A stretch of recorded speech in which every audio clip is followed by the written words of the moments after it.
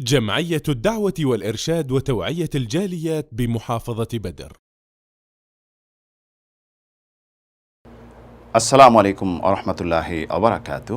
সুপ্রিয় দর্শক ও শ্রোতা বন্ধুগণ, পোশাক পরিচ্ছদ যেটি আল্লাহ রাব্বুল আলামিন আমাদেরকে দিয়েছেন, এটি আমাদের জন্য অত্যন্ত গুরুত্বপূর্ণ একটি নিয়ামত, অনুকম্পা, দয়া যেটি আল্লাহ আমাদের উপর করেছেন, যার দ্বারা আমরা লজ্জাস্থানকে আবরণ করি এবং গরম ঠান্ডা দুনিয়াবি বিভিন্ন ভালা মুসিবত থেকে শরীরকে নিরাপদ সুরক্ষা রাখি।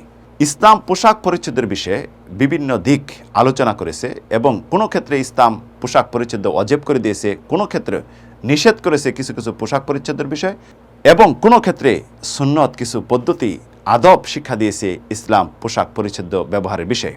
আমাদের লজ্জাস্থান আবরণ করা আমাদের উপর ইসলাম ওয়াজিব করে দিয়েছে। মহান রব্বুল আলামিন ইরশাদ করেছেন, ইয়া বানি আদমা কাদ আনজালনা আলাইকুম লিবাসা ইউআরি সাওআতিকুম, হে আদম সন্তানগণ, আমি পোশাক পরিচ্ছদ অবতীর্ণ করছি যাতে তোমরা তোমাদের লজ্জাস্থান আবরণ করো, লজ্জাস্থান ডাকো। ইসলাম পুরুষদের জন্য যেটি নির্দিষ্ট করে দিয়েছে, নাভির নিচ থেকে নিয়ে হাঁটু পর্যন্ত অবশ্যই ডাকতে হবে। জারহাত বিশিষ্ট সাহাবী, একদিন দেখা গেল তার রান খুলে বসে আছে, রাসূলুল্লাহ অতিবাহিত হচ্ছেন, তখন বললেন, ইয়া জারহাত গাত্তি ফাখিদাক ফা ইন্নাল ফাখিদা মিনাল আওরা, তোমার রান ডাকো, কারণ এটি হলো আওরাত, অবশ্যই তোমার এটি ডাকতে হবে, তোমার উপর ওয়াজিব।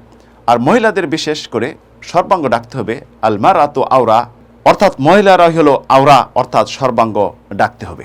ইসলাম পোশাক পরিচ্ছদের বিষয়ে যে বিষয়টি নিষেধ করেছে, হারাম করে দিয়েছে, সেটি হলো পোশাক পরিচ্ছদ এমন পাতলা যে না হয় শরীরের অবয়ব এবং শরীরের কালার বা সব কিছু দেখা যায়, এটি সম্পূর্ণ হারাম।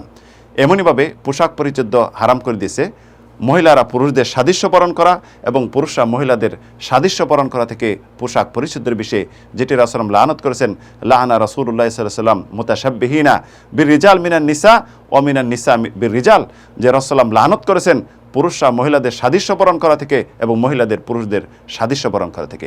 এমনইভাবে ইসলাম পোশাক পরিচ্ছদ হারাম করেছেন যেই পোশাকের মাঝে মূর্তি এবং ক্রুশ জাতীয় চিহ্ন থাকে, এটি শরীয়তে সম্পূর্ণ হারাম করে দিয়েছেন। এমনইভাবে ইসলাম হারাম করে দিছে অমুসলিমদের সাদৃশ্য বরণ করতে পোশাক পরিচ্ছদের বিষয়ে। এমনইভাবে ইসলাম পুরুষদের জন্য হারাম করেছে পোশাক পরিচ্ছদ যেন টাকনার নিচে না যায়, মা আসফালা মিনাল কাবাইন ফাহুয়া ফিন্নার, টাকনার নিচে যদি পোশাক পরিচ্ছদ যায় এটুকুর জন্য জাহান্নাম। রাসূলুল্লাহ বলেন, মান জাররা সাওবা খুয়ালা লাম ইয়ানদুরুল্লাহ ইলা ইয়াউমিল কিয়ামাহ, যে ব্যক্তি পোশাক পরিচ্ছদ টাকনার নিচে ঝুলিয়ে পড়বে, আল্লাহ রাব্বুল আলামিন কিয়ামতের দিন তার দিকে তাকাবেন না। এমনভাবে ইসলাম হারাম করে দিয়েছে পুরুষদের জন্য স্বর্ণ অলংকার জাতীয় খচিত পোশাক পরিধান করা বা স্বর্ণ অলংকার পরিধান করা, রেশম পরিধান করা।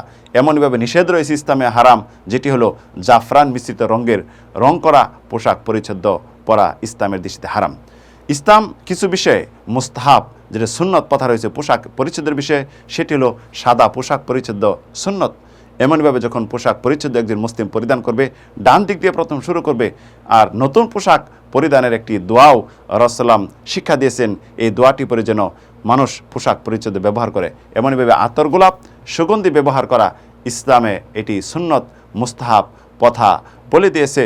তাই আসুন ইসলামে যে পোশাকের নীতিমালা দিয়েছে এটি আমরা মানি, মহান রব্বুল আলামিনের নিয়ামতে শুকরিয়া করি। আল্লাহ রাব্বুল আলামিন আমাদেরকে এই পোশাক পরিচ্ছদের বিষয়ে এই নিয়ামতে শুকরিয়া করার তৌফিক দান করুন। আমিন, আল্লাহুম্মা আমিন।